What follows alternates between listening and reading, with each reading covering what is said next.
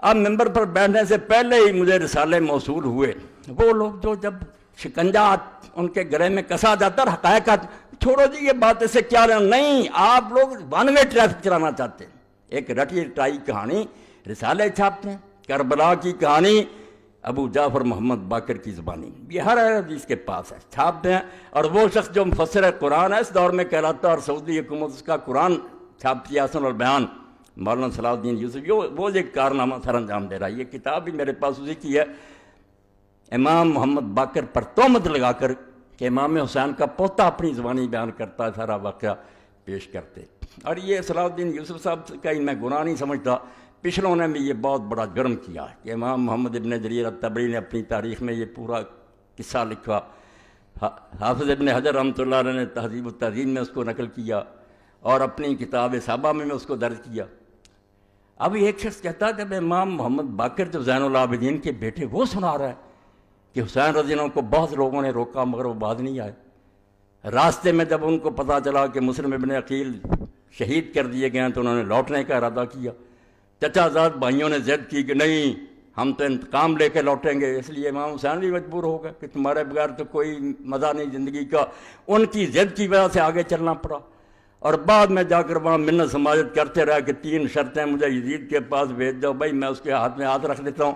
یہ کہانی یہ لوگ لکھ کر اور امام محمد باقر کا نام لے کر شائع کرتے ہیں۔ اب ہر شخص کہتا ہے یار جب ان کی پوتے کہہ رہے ہیں تو حقیقت اس جہاد کی کچھ بھی نہیں، یہ کہہ دیں آپ نادانی اور بے وقوفی سے مارے گئے ہیں، ورنہ اس کا کوئی جہاد سے تعلق ہی نہیں، نہ یہ کوئی شہادت ہے، وہ تو جان بچانا چاہتے تھے، کہتے لے چلو مجھے، میں یزید کے ہاتھ میں ہاتھ رکھ دیں۔ یہ سب باتیں آپ پڑھتے بھی ہیں سنتے بھی ہیں، اور تاریخ جو ہے زیادہ سے زیادہ مہربانی کرتی ہے کہ کوفہ کے کچھ لوگ سے بے ایمان اور بددیانت انہوں نے امام حسین رضی اللہ عنہ کو خط لکھے، امام ان کے ورق میں آ گئے، ان کے دھوکے میں آ گئے، بعد میں راز کھلا کہ یہ تو سب مکار اور فریبی ہیں، پھر آپ پچھتاتے رہے۔ نتیجہ کیا نکلا؟ کچھ بھی نہیں کہ امام حسین رضی اللہ عنہ انہوں نے نتیجہ یہ نکالا پوری کتاب میں رسومات محرم الحرام اور سانح کربلا کہ امام صرف فوت ہوئے ہیں ایک اپنی ناجائز غرور اور گھمنڈ کی وجہ سے کہ سمجھتے تھے میں رسول اللہ کا نواسا ہوں اس لیے بہتر ہوں، یہ نسلی غرور ان کو لے ڈوبا۔ میں یہ کتاب آپ کے سامنے پیش کر رہا ہوں، لے کر پڑھیں، اور یہ ہر مولوی کے پاس ہے، جتنے نا اہل حدیث علماء سب کے پاس یہی ہے، اسی کو رٹے طوطے کی طرح دہراتے رہتے ہیں، کسی کو توفیق نہیں کہ نکال کر دیکھے کہ یہ باتیں کوئی صحیح نہیں ہیں۔ تو امام حسین رضی اللہ عنہ جی کہتے تھے کہ مجھے لے چلو میں بیعت کر لیتا ہوں، مگر دوسری بات جو بے وقوفی کی وہ عبید اللہ بن زیاد نے کی کہ اس نے ضد کی کہ پہلے میرے ہاتھ پر بیعت کرو پھر دمشق لے کر جاؤں گا، تو امام نے خام خواہ ایک ناجائز بات کہی کہ نہیں تیرے ہاتھ گورنر پر بیعت نہیں کروں گا، وہاں میں کروں گا، صرف اتنی بات پر عبید اللہ کہنے لگا نہیں آئینی بات ہے میں گورنر میرے ہاتھ پر، یعنی یہ امام حسین رضی اللہ عنہ کو ایک احمق ضدی اور مغرور آدمی ثابت کیا جو خام خواہ اپنی جان دے گیا ورنہ کچھ حقیقت نہیں۔ اور اس میں صاف صاف لکھا کہ یزید کو بیعت کا مطالبہ کرنے کا کیوں حق نہیں تھا، کیونکہ جب سوائے 2 آدمیوں کے عبداللہ ابن زبیر اور امام حسین کے ساری سلطنت میں لوگوں نے اس کی بیعت کر لی تھی، وہ کیوں نہ بیعت مانگتا؟ امام حسین جھوٹا تھا۔ یہ پوری کتاب ہے۔ اب ہم اس کا جواب اگر میں دوں تو سارے شہر میں پروپگنڈا کہ مولوی اسحاق امام حسین رضی کا بیان کرتا، اور ان دنوں میں آ کر یہ مسجد نہیں امام بارگاہ میں، لعنت اللہ علی الظالمین، اللہ کے نامراد ظالم بندو، یزید کی حمایت میں تم کتابیں لکھو، امیر المومنین یزید رحمۃ اللہ علیہ جگہ جگہ اس میں لکھا، اور ہم امام حسین رضی کا بیان کریں، اور آپ لوگوں کو یہ توفیق ہی نہ کہ پوری کتاب میں نہ ابن تیمیہ کو یہ توفیق ہوئی، اللہ انہیں بھی معاف کرے، نہ انہیں ملی کہ رسول اللہ کی وہ حدیثیں تو کہیں ذکر کر دو کہ حضور نے پہلے بتایا نہیں تھا امام حسین رضی کے بارے میں، وہ صحیح حدیثیں نہیں ہیں، ان کو چھوتے تک نہیں، خطبے ہو رہے ہیں، کتابیں لکھی جا رہی ہیں، نہ کئی تنظیموں کے سربراہ میں ان کا نام کہہ لوں وہ بھی لکھ دیتے ہیں سانحہ کربلا، کوئی نہیں یہ اٹھا کر دیکھتا کہ تاریخ کی جھوٹی روایتیں، یہ جو میں نے لکھ دیا کہ محمد باقر رحمۃ اللہ علیہ کی زبانی، اس کے بارے میں تو آپ سمجھ لیں کہ جہاں جہاں یہ لکھی ہے بالکل جھوٹ کا پرندہ، اس میں زکریا بن یحییٰ ضریر مجہول ہے، اور آگے چل کر جس نے یہ کہانی گڑھی ہے خالد بن عبداللہ الکسری، مکہ معظمہ میں بدقسمتی سے جو لوگ گورنر رہے ہیں ان پر پوری ایک کتاب ہے غایۃ المرام، اس میں اس کے حالات پڑھیں، اور امام ذہبی جو لکھتے ہیں کہ ناصبین سباب، مکے کے ممبر پر چڑھ کر جو حضرت علی رضی اللہ عنہ علانیہ لعنت کرتا تھا وہی عبداللہ بن خالد کسری تھا، جس نے یہ کہانی گڑھی کہ امام حسین کے بارے میں یہ بات پھیلا دو کہ وہ تو واپس آنا چاہتے تھے، وہ تو یہ شرطیں پیش کرتے تھے، انہیں تو لوگ روکتے تھے۔ میں کہتا ہوں اس جھوٹے اور حضرت علی پر لعنت کرنے والے کی سوال آؤ کہیں دنیا سے کوئی کتاب جس میں یہ آتا ہے کہ امام حسین رضی اللہ واپس آنا چاہتے تھے۔ خود یزیدی اور بنو امیہ کا گورنر کہانی گڑے اور امام محمد باقر کی ذمہ لگا دے، اور تم اس کو یہ شائع کرو کہ کربلا کی کہانی محمد باقر کی زبانی۔ محمد باقر رحمۃ اللہ علیہ نے ان میں سے کوئی بات نہیں کہی، یہ سب جھوٹی باتیں۔ میں نے 2 راوی جو ہیں ان کے نشان دے دیے، اصل سند جو ہے وہ تبری میں جہاں سے پتہ چلتا، باقی انہوں نے بلا سند کے نقل کر دیا نا، کیسا ایسا شروع کہاں سے ہوتی ہے، کون بیان کرتا؟ زکریہ بن یحییٰ زریع مجہول، اور آگے کون ہے؟ خالد بن عبداللہ الکسری، جس کو کہتے ہیں بغیض ناصبی، ایسا دشمن علی کہ مکہ کے منبر پر حضرت علی رضی اللہ عنہ لعنت کرتا تھا۔ مگر ایسے لوگ پھر ان کو اللہ تعالیٰ معافی نہیں دیتا۔ آخر میں خود بنو امیہ نے اسے معذور کیا، اور جس برے طریقے سے اس کو پھر کوڑے لگائے کر سزائیں ملی، وہ تاریخ کا ایک حصہ وہ پڑھنا چاہیے کہ ظالم کی گرفت کیسے ہوئی۔ پھر اس کی کہانی لیے پھر تو دشمن اہل بیت کی کہ امام محمد باقر نے یہ کہا۔ تو اللہ کے لیے توبہ کرو، حدیث کی کتابوں کی طرف رجوع کرو۔ حسین رضی اللہ تعالیٰ عنہ پاگل تھا، اور کسی ظالم نے آج تک نہیں کہا، اور یہ بات جو ہے اس کو بیان نہیں کیا کہ کوفہ بلانے والے تھے کون؟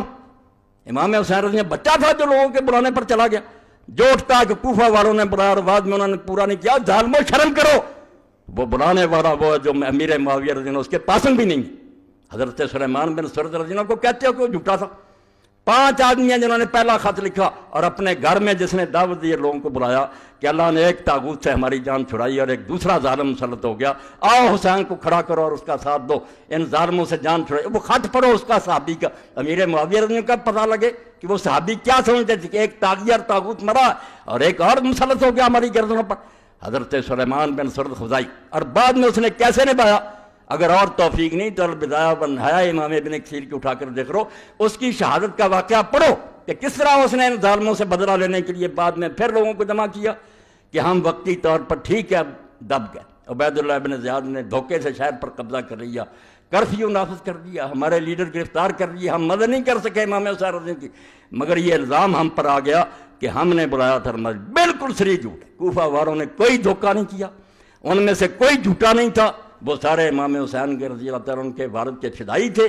اور حضرت سلیمان ابن سرد رضی اللہ صحابین جلیل نبیذ فاضلہ، جن کی شہادت کے واقعات لکھا اور امام نے لکھا کہ شہید ہو گیا، اللہ ان پر بے شمار رحمتیں کرے، اس کو ظالموں بدنام کرتے کہ جھوٹا تھا اور بڑھا دیا تھا، بدلہ لینے کے لیے اٹھا۔ اس تحریک کو توابون کی تحریک کہتے ہیں۔ 4000 آدمی کربلا میں گئے، امام حسین رضی کی خبر پر عید کیا کہ یا بدلہ لیں گے ان ظالموں سے یا اپنی جانیں دے دیں گے۔ عبید اللہ زیاد کے ساتھ پھر مار گئے، بیچارے مارے گئے، شہید ہو گئے۔ بعد میں بدلہ جس کی قسمت میں تھا، مختار ابن ابی عبیدہ سکری، اس نے ایک ایک کا صفایا کیا، شمر اور ابن زیاد سارے جتنے اس کے ہاتھ سے مارے گئے۔ مگر یہ حضرت سلیمان ابن سرد اور ان کے ساتھی جتنے بلانے والے تھے یہ عین الوردہ کے مقام پر شہید ہوئے، اپنی جانیں انہوں نے دے دی، اپنا وعدہ نبھا دیا۔ تو جھوٹ اتنا پھیلایا گیا کہ جس کا جی چاہتا وہ کہانی چھوٹی سی بیان کر دیتا۔ بالکل اس طرح ہی جیسے میرے ایک استاد تھے کالج میں، وہ کہہ رہے تھے کہ اگر بات کو برباد کرنا تو اس کا طریقہ یہ ہے کہ لوگ بیٹھے ہوئے تھے، کھانا کھا رہے تھے،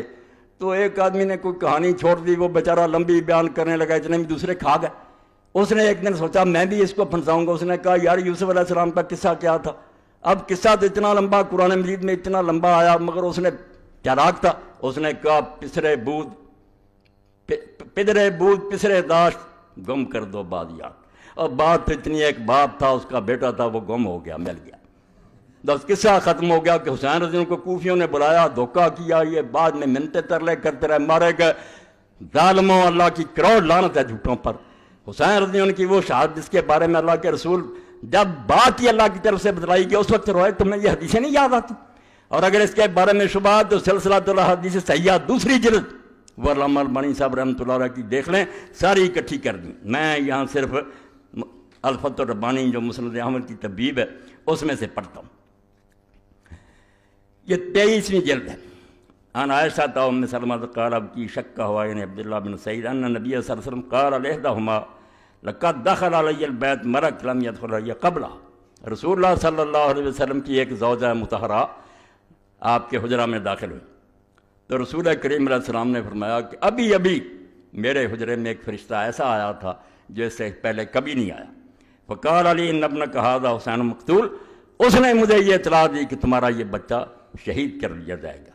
وَإِنْ شِئْتَ أَرَيْتُكَ مِنْ تُرْبَةِ الْأَرْضِ الَّتِي يُقْتَلُ بِهَا، تو پھر اس نے کہا کہ اگر آپ چاہتے ہیں کہ اس زمین کی مٹی دکھائی جائے تو میں اس کی مٹی آپ کو دکھا دیتا ہوں۔ قَالَ فَأَخْرَجَ تُرْبَةً حَمْرَاءَ، تو ام سلمہ رضی اللہ عنہ کہتی ہیں حضور نے پھر سرخ مٹی بھی مجھے دکھائی کہ یہ اس فرشتے نے مجھے مٹی دی ہے۔ صحیح حدیث، کوئی شک شبہ نہیں۔ اور جس کی موت پر اللہ کا رسول جو اس کی روح اضطراب میں آئی، یہ بھی آگے حدیث آتی ہے، عن ابن عباس قال رأيت النبي صلی اللہ علیہ وسلم فيما يرى النائم بنصف النهار، اور میں حیران ہوں کہ اسی حدیث کو یہ شیخ القرآن اپنی کتاب تنقیح الروات جو لکھی ہے مشکوٰۃ شریف، اس میں بالکل صحیح قرار دے چکا کہ کوئی شک نہیں، واقعی صحیح حدیث سے ثابت ہے کہ رسول اللہ نے حضرت حسین ان کی شہادت کی خبر دی تھی، اور یہ بھی ٹھیک ہے کہ حضور کو دیکھا گیا تھا آپ روتے تھے، یہ خود مانا ہے صلاح الدین یوسف تنقیح الروات چوتھی جلد، مگر کتاب میں ذکر نہیں کرتے۔ جب رسالے لکھتے ہیں، تقریریں کرتے ہیں، بس کوفیوں نے بلایا چلے گا۔ اب جس کی پیدائش کے وقت ہی اللہ کے فرشتے نے اطلاع دے دی، اور اس واقعہ کو ہم بھی اتنا سمجھا کہ باقی اطلاعیں دینے کے لیے روز فرشتے آتے تھے، مگر اس کے لیے فرمایا ایسا فرشتہ آیا جو کبھی بھی آسمان سے پہلے نازل نہیں ہوا۔ تو ابن عباس پھر جس دن شہید ہوئے اس دن کا واقعہ بیان کرتے ہیں، رأیت النبی صلی اللہ علیہ وسلم فیما یری النائم بنصف النہار، اس کو بھی صحیح کہا کہ میں نے دوپہر کے وقت اللہ کے رسول اللہ علیہ وسلم کو خواب میں دیکھا، وہ قائم اشس اکبر بیدہ قارورہ فیہا دم، حضور کھڑے تھے، آپ کے بال بکھرے ہوئے تھے، بدن مبارک پر، داڑھی مبارک پر، سر مبارک پر مٹی پڑی ہوئی تھی، ہاتھ میں شیشی تھی، اس میں خون بھرا ہوا۔ فقلت بأبی انت امی یا رسول اللہ ما ھذا، میں نے گھبرا کر کہا اللہ کے رسول یہ کیا معاملہ ہے، آپ کی کیا حالت بنی ہوئی ہے، اور یہ خون کیسا ہے؟ قال ھذا دم الحسین واصحابہ، فرمایا یہ حسین اور اس کے ساتھیوں کا خون ہے، لم ازل التقط منذ اليوم، میں صبح سے اس کو اکٹھا کر رہا ہوں۔ فاحسین ذلک اليوم، تو حضرت عبداللہ ابن عباس رضی اللہ عنہ فرماتے ہیں ہم نے وہ دن اور گھڑی یاد کر لی، فوجدوا قتل فی ذلک اليوم، جب قافلہ لٹا پٹا واپس آیا تو ہم نے دیکھا کہ واقعی وہی دن تھا اور وہی وقت تھا جب رسول اللہ بے چین تھے، عالم ارواح میں ان کا نواسا شہید ہو رہا تھا۔ ان کے ہاتھوں سے لٹی باغ رسالت کی بہار، جو نمازوں میں صدا پڑھتے رہے صلی اللہ علیہ وسلم۔